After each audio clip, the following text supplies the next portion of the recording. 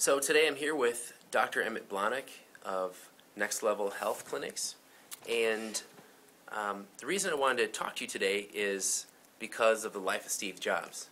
And I know you as having one of the largest wellness natural health clinics, and you have a radio show and your blog and everything, and I wanted to really ask you your opinion on the life of Steve Jobs and this terrible cancer that he had at the age of 56, passing away. Could you speak to that? Yeah, man. Thanks for having me with you.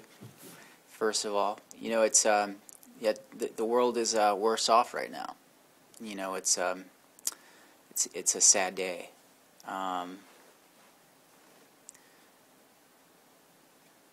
When we think about Steve Jobs, it's a tragedy, no matter how we look at it. And if you think about, some people will say, and they will continue to say that he lived a great life. He did a lot of things for the country, but the bottom line is, it's still a tragedy. And so it pains me, it hurts me today. I was actually I was very upset and disturbed by hearing all of this, because 473 days ago today, my father passed away. So I'm also thinking about what his family's going through. I know they're hurting. I know it's painful. My father was born in the same year that Steve Jobs was, 1955. So Steve made it to 56, and my father made it to 55. And so to the people that said my father lived a good life, he didn't reach his potential. And so it is a tragedy, no matter how you look at it. I think when we think of Steve Jobs, what do we think of him as? Apple. Apple. Yeah. Apple. He's an innovator. Computers, technology, phones. He's revolutionized phones and media. And we really have learned to believe in him as that innovator, as that pioneer. He is somebody that broke new ground, in technology, in these areas. But I believe that his biggest impact is yet to come. He's a game changer. Not in technology and media and phones, but what he's going to be remembered most for, I guarantee this, is he's going to be a game changer in health. In health, well, you're going to have to explain that because he died pretty early. I don't know how he'd be a game changer in health. We had so much belief in Steve as an innovator and a pioneer that I think the reason he did all those things was for us to really look at him, and now we're forced to look at phones differently. We're forced to look at computers differently, technology differently. His death is going to force America to look at health differently. Wealth does not buy health. And I think this is a tragedy, but it's pretty clear that what we do in mainstream medicine, in modern medicine in America, doesn't work. And so it's really going to be the game changer in terms of how people are looking at things like pancreatic cancer, how people are looking at just cancer in general, because what we're doing isn't working. And if we look at just cancer, pancreatic cancer itself, people that get the diagnosis, 90% of the time, plus it's fatal. So here's the bottom line is he did everything they told him to do. He followed the doctor's advice. He got the surgeries and the drugs and the chemo and all those things. How'd that work? Didn't work long enough, I guess. Kids are minus one father. And so, again, 90% fatal. So here's the bottom line is, if you get the diagnosis today, are you going to do what 90% of people do? I'm not. So maybe you want to be that 10% that does something different. Mm-hmm. And really, that's the game change, is we're going to begin to shift our thinking in the model of health towards what real health is all about. When we think about being healthy today, if your kids get a fever, a cold, some type of digestive issue, what do we do today? So some kids got a fever or a cold or a flu, what do we do? I take them to the doctor. Take them to the doctor, and what do we do there? In 10 minutes, what do we have in our hands? Prescription. So we have some drugs. So whether it's drugs from the doctor, we go down to Walgreens, that's what we do, and that's not working. We have to begin to embrace the reality that our bodies have the ability to self-heal. So when your body's ripping a fever, 103, 104, 105 degrees, that's the exact temperature necessary to release these interferons that kill bugs. They kill the bacteria and viruses. But we get that 103, 104, 100 fever, what are we told? Cool down, take something to Cool relieve it down. But that's interfering with the body's ability to get well. So we go and we ingest some type of chemical. And so if we look at, if we look at some of the things that we ingest, we take over 4 billion prescription drugs are ingested in each year in the U.S. 4 billion. 70,000 chemicals are used commercially. If we look at things like fever reducers, Harvard University actually and the National Cancer Research Journals confirm that taking an aspirin or Tylenol daily will increase your risk of cancer and heart disease by 80%. So that's not like Dr. Blahnik's opinion. That's research by Harvard University. So if taking aspirins a day is going to increase your risk of cancer by 80%, how many people should know this? Everyone should know it. So let's talk about Steve Jobs. So he dies of pancreatic cancer. If we look at the studies here, according to the American Association for Cancer Research, daily aspirin therapy, or 1 aspirin a day, that daily aspirin therapy significantly increases your risk of pancreatic cancer, particularly in women, and it's as much as 64% in people over the age of 55 taking an aspirin a day. Wow. So if you're taking an aspirin a day over the age of 55, you've increased your risk of pancreatic cancer. So now let's ask the question. How many people in America are told to be taking an aspirin a day? A lot of elderly people. People over the age of 55. Mm-hmm. So how many of those people deserve to know the studies? Each one of them. And the bottom line is, are people teaching them the studies?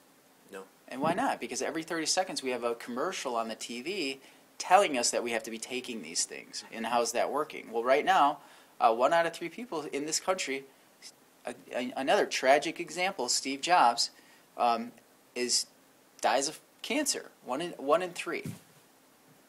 1 in 2 people die of heart disease. 6 out of 6 people get a degenerative disease. That's because they typically have multiple things going on. So you don't typically just have heart disease, you have other degenerative illnesses in your body along the way. And that's the tragedy. What's interesting is if we look at why are we doing so much of that, I mean, just let me ask you. How many pills would it take for you to be healthy? Like, is it 5? Is it 10? If I had to guess, it'd probably less pills I take, I'd be healthier. Yeah, and so we want to think about that, mm-hmm. right? So would you be healthier or sicker with 20 or 30 more drugs per year? Sicker. Yeah. What about surgery? So if we talk about surgery, the more surgeries I do on you, like your tonsil away from your immune system just being awesome, you know, if we can remove a few organs, get rid of the gallbladder, an appendix, something like that, does that make you healthier or sicker? You know, just a few more organs, let's just get them out, and you're going to be a healthier person? Probably sicker. Yeah, because your body was designed with all those organs for a necessity, a reason. Actually, the tonsils, as they take them out like they're just excessive things in our body, they're one of the primary immune defense systems. Our digestive system, a lot of people don't realize, the digestive system itself controls over 80% of immune system. Over 80%. So we have to pay attention to digestion. The pancreas, a lot of people associate that with producing insulin to regulate the blood sugar levels. That's the issue, with Steve Jobs is he had pancreatic cancer. Again, 90% fatal. The issue, though, is that it also produces enzymes. We get enzymes from the types of foods we eat. And we have digestive enzymes, metabolic enzymes. So the pancreas being healthy has a lot more to do with the enzymes we're ingesting or lack of ingesting, an enzyme deficiency. So you want a healthy pancreas, the best thing you could do is be getting raw, nutrient-dense foods in your body. And so it's not about adding more chemicals to your liver. You see what I'm saying? Mm-hmm. Sometimes it's about not taking so many. Part of the problem is that with these commercials and drug companies, people make money off of this. And here's what happens. Actually we should do a video about this movie Contagion. What that is really it's a weapon of mass vaccination. WMV. It's a weapon of mass vaccination. Why do you say that? Because here's what happens. If we go back to, I think it was 1995, there was a movie called The Outbreak. Oh yeah. Remember that? Yeah. There was that H1N1 flu scare, these types of things. Here's what happens. What those things do is it creates an avalanche of fear in people, and a harem of scarum. It's not conspiracy, but that's just what happens. People get anxiety about getting diseases and conditions. And so what happens is when people have that fear, they're going to have an emotional response. So they're going to respond to that. So if you're fearing your kids getting the flu from being in daycare, and then we have all these flu shots on every corner, what do? Just stop in and pay the $20 and get a flu shot. So really, it's that massive fear creates a response, which is really an overreaction. And that sometimes is irrational. You've rationalized it, maybe paid attention to some false studies. But then what that means is massive sales. Somebody makes money off you being sick, you doing those things. When people really look at health, what you have to understand is health doesn't cost anything. What do you mean by? It's free. What do I mean by that? So if you were to cut your arm, what would happen to the cut? Eventually, if it was clean, it would fix itself. Yeah, keep it clean. Your body has its best antibacterial agents in the body, and it will heal. Let's see, what about more severe? Like if you were to break your arm, what happens? Well, you set it and it heals itself. That's the amazing part. We have a body that self-heals. And I think really what we need to do is we need to embrace that power our body has. So God put this amazing self-healing power in your body. That's what we need to embrace. It's that healing ability isn't in a pill. It's in you. The unfortunate thing is we've given that power, or the belief in that power, we've given it to the doctors. We've given it to the drugs. So we have more faith in these medicines than we have in that power that actually animates us. It animates the living world. So are you saying that you're anti-medicine then? I'm completely not anti-medicine. What I am is pro-health, pro-wellness. Medicine has saved lives. America is actually number one in terms of healthcare system for crisis intervention, and that's where medicine's got its place. So here's the bottom line. If you broke your arm, get your butt to the hospital, right?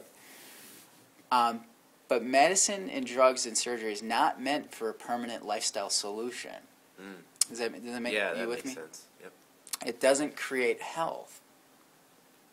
And so I'm not anti-medicine. It saved my life. I'm certain of that. Plenty of times.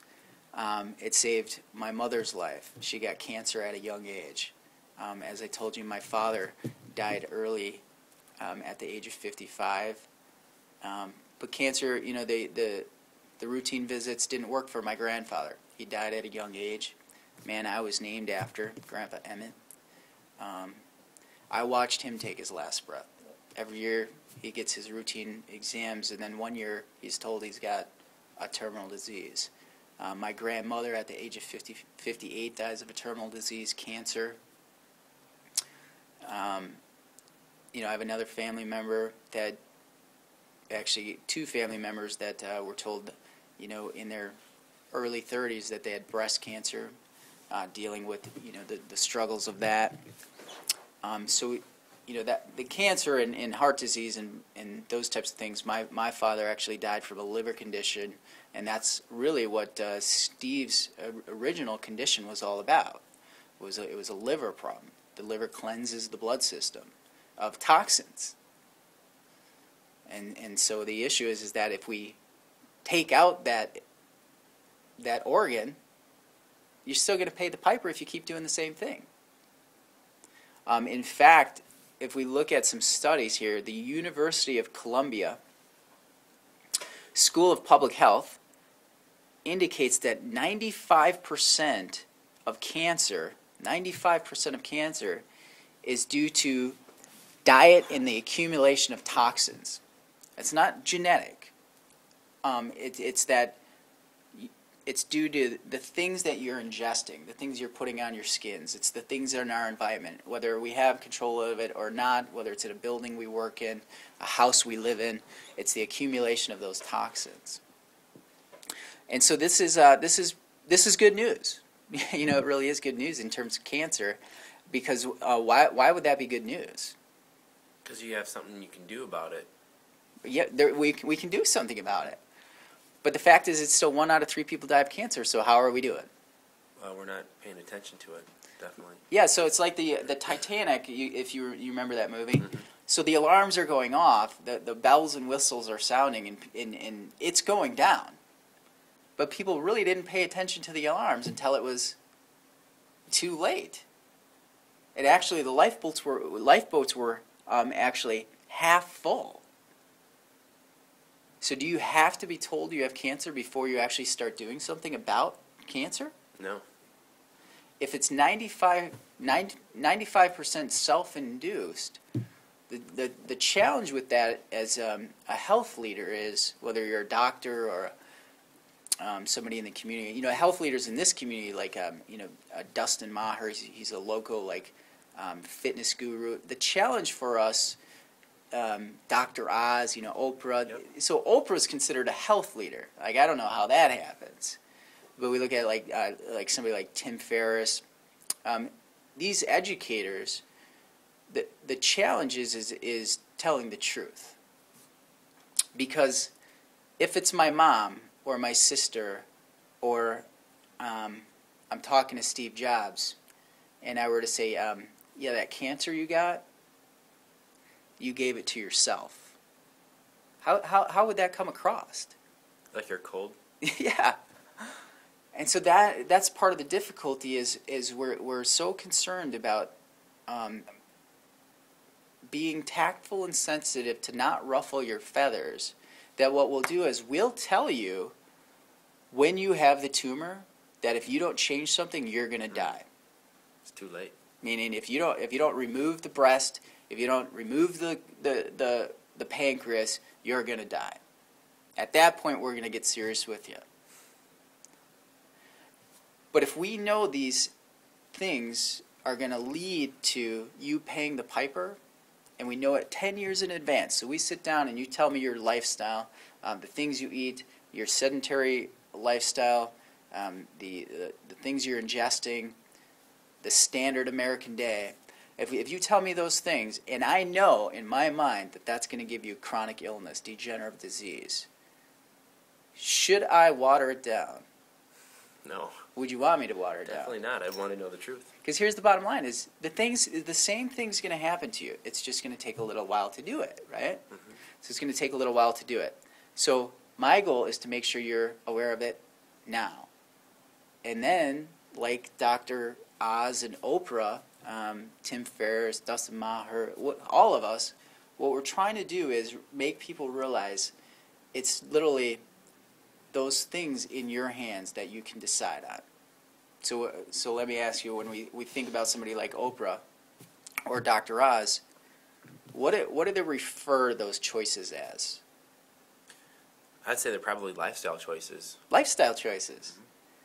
It's the choices we have in our lifestyle that determine what our bodies are going to be working like, what our future looks like, our emotional state.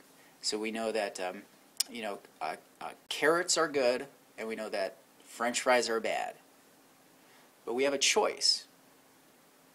Trans fats, hydrogenated fats, plaquing of arteries, creating hormonal issues, digestive disorders here, and then giving us essential nutrients, digestive enzymes, good fiber, the things that are going to build real health in here. So we know these two things. Now, you have a choice, not only for yourself, but you have some kids, right? Yeah, I do. So what are you going to give them? Well, a lot of times I give them what they want, but what they really need is to have stuff that's going to build their immune system, keep them healthy, let their body do what it needs to, and get out of the way of its healing, I guess. But it's still a choice, right? Yeah. It is a choice. And it may be difficult as a parent, but I don't think anybody said being a parent was going to be easy. Right. But is your kid's health worth it? Absolutely. Okay, now facing, in America, the number one cause of death for, how old's your kids?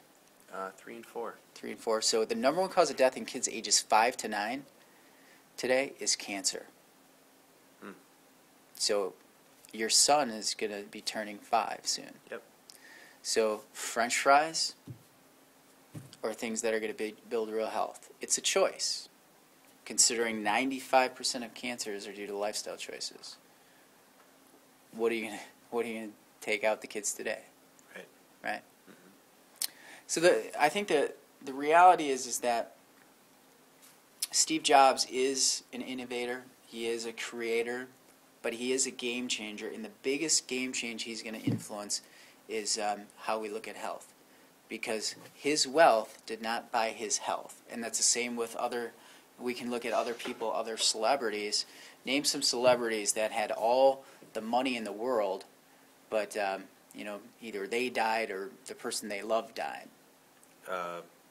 Well, Tim Russert. So Tim Russert, yeah. He's a prominent news anchor. I think it was the age of 58.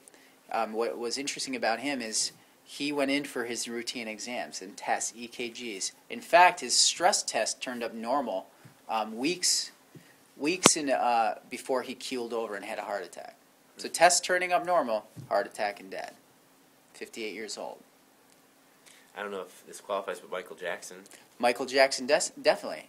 Death by modern medicine.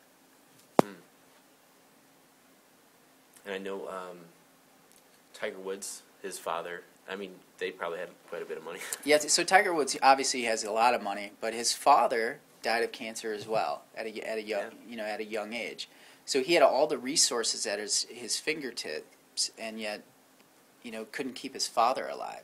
How much of that money do you think he would give back to have his father today? Every penny. Every penny. But the reality is we're not going to get them back. I'm not getting my father back. Steve Jobs' family, they are suffering right now, and they are in pain. And anybody else who's lost someone they love or knows somebody that's dealing with a cancer, they know that, hey, we may not get him back or her back. So Farrah Fawcett, Michael Jackson, Tiger Woods, those are good examples of people that had all the wealth in the world, but that doesn't buy health. Where does health come from?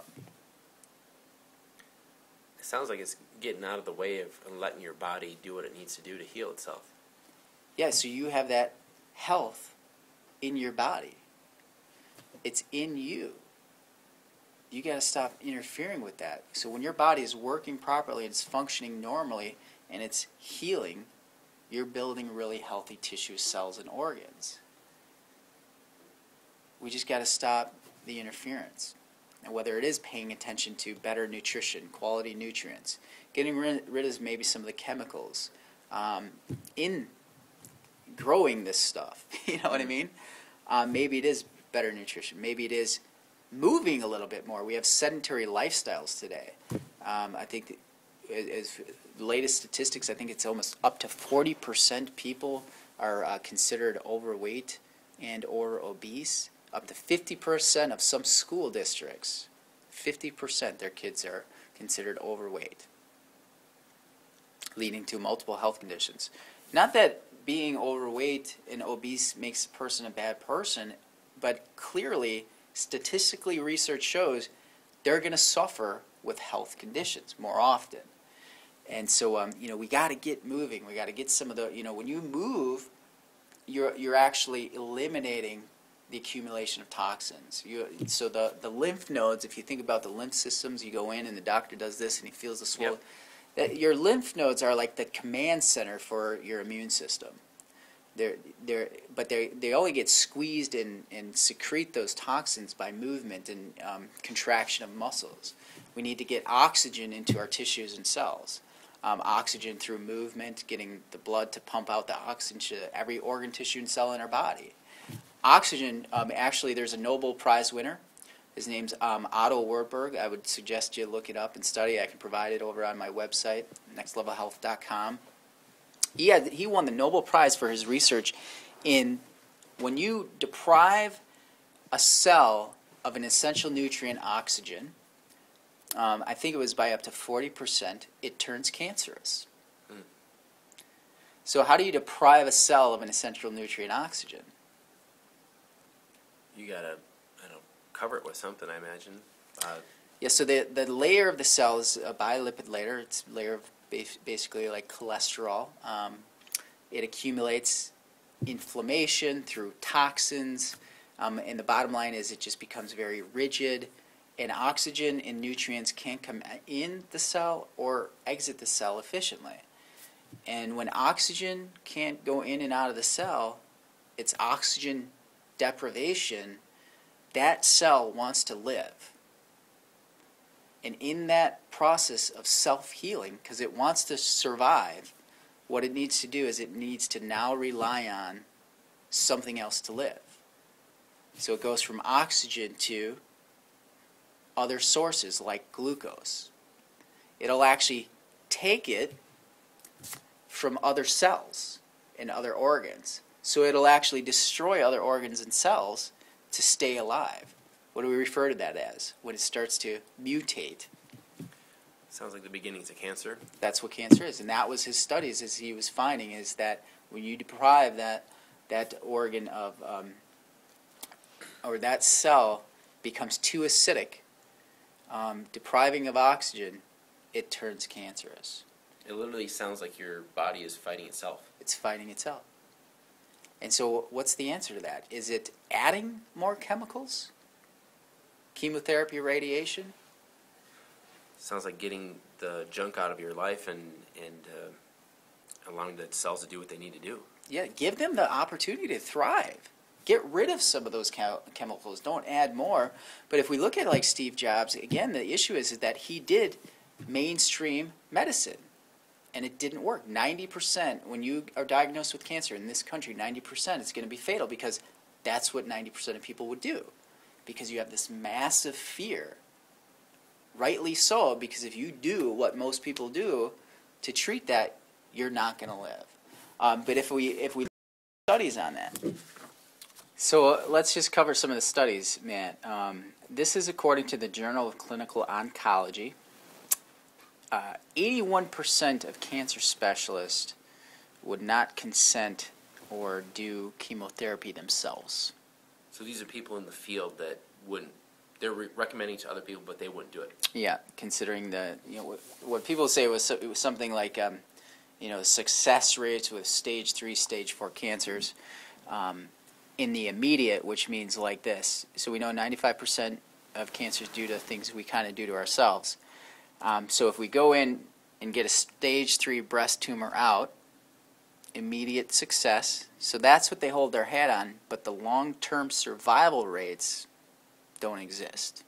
They're the same even if they didn't remove that. So they're kind of skewing those statistics. In addition to Harvard University and the National Cancer Research Journals confirm that 1 aspirin or Tylenol each day will cause up to an 80% increased risk in cancer and heart disease. University of Washington study found that if you were to take or give your kids 1 antibiotic treatment per year, you double your risk of getting cancer. So this isn't a Dr. Blahnik study. These are medical research studies provided so that patients are educated and understand some of this. The problem is most people don't know these studies. Going into like Steve Jobs' pancreatic cancer, 1 aspirin a day, daily aspirin therapy, has been proven, according to the American Association for Cancer Research Journals, confirm that it will significantly increase your risk of pancreatic cancer, particularly for women. And if you're over the age of 55 taking an aspirin a day, you increase it by up as much as 64% pancreatic cancer. So think about how many people over the age of 55 are taking an aspirin a day. A lot of them. I know some of them. Yeah. So don't they deserve to know these studies, and why don't they know some of these studies? The list goes on and on about some of these studies. Scientific evidence shows that sunscreen, because of all the toxic chemical ingredients used in sunscreen products, are actually carcinogenic. It's not the UV radiation that causes the cancer in sunscreens. It's the interaction between that UV and the chemicals. And so they found that it actually promotes cancer by blocking the body's absorption of ultraviolet radiation, which helps your body produce vitamin D in the skin. So you're depriving yourself of vitamin D as well? And you're depriving your body of vitamin D, which is it's an immune system hormone, or vitamin in your body. It helps prevent. Vitamin D helps to prevent up to 77 cancers, and that's why you see a big push for supplements of vitamin D. But your best version of vitamin D comes from the creator of the heavens and the earth and the sun. That's why it's there. Don't fear the sun. It's the chemicals in the sunscreen that's going to give you cancer, not the sun. So here's the bottom line is we know that some of the way we attack and approach our fear of cancer is just not working. It's 1 in 3 people still get cancer. Men, prostate cancer on the rise. Women, ovarian reproductive cancer is on the rise. Breast cancer is on the rise. All these things. So we need a game changer. we need a Steve Jobs, and there's always good in even tragedy. And I think the blessing that we're going to get from this is that Steve Jobs, I personally don't believe, was sent here. His purpose in life wasn't to leave a legacy in making phones and computers. I think what it was is, and this is just my opinion, I think he was meant to be here to be a game changer in health. We are being forced to look at health differently because his wealth did not buy health. All his money wasn't able to get him healthy and fight cancer. We need to look at our approach a little differently. So I don't know if you can answer this right now, but I noticed that you're going to be talking about building your immune system. You call it, I think it was a titanium immune system. So you noticed that up there? What is that all about? We're having a workshop, so we have a community education center here. We're bringing experts in the health industry, health leaders, doctors, pediatricians, fitness gurus,